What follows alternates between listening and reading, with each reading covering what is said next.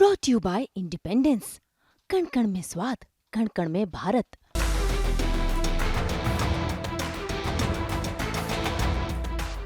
हरियाणा में कौन सी पार्टी की सरकार बनेगी, ये सवाल लगातार बना हुआ है।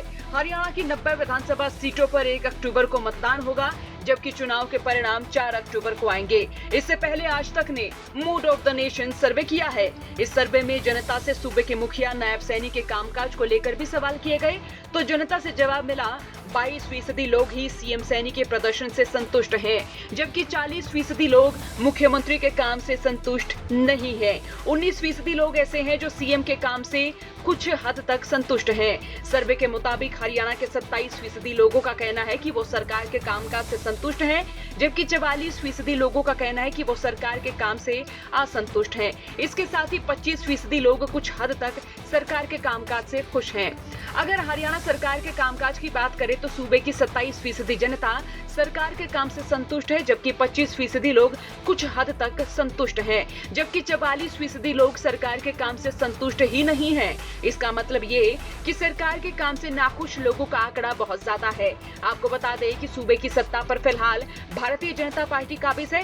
2019 में हुए विधानसभा चुनाव में बीजेपी 36.7% वोट शेयर के साथ 40 सीटें जीतकर बड़ी पार्टी के रूप में उभरी थी। तब कांग्रेस को 28.2% वोट मिले थे और पार्टी 31 सीटों के साथ दूसरे नंबर पर रही थी। दुष्यंत चौटाला की नई नवेली पार्टी जननायक जनता पार्टी 14.9% वोट शेयर के साथ 10 सीटें जीतने में कामयाब रही थी। इसके अलावा हरियाणा लोकहित पार्टी ने 1% से भी कम वोट शेयर के साथ 1 सीट पर जीत हासिल की थी।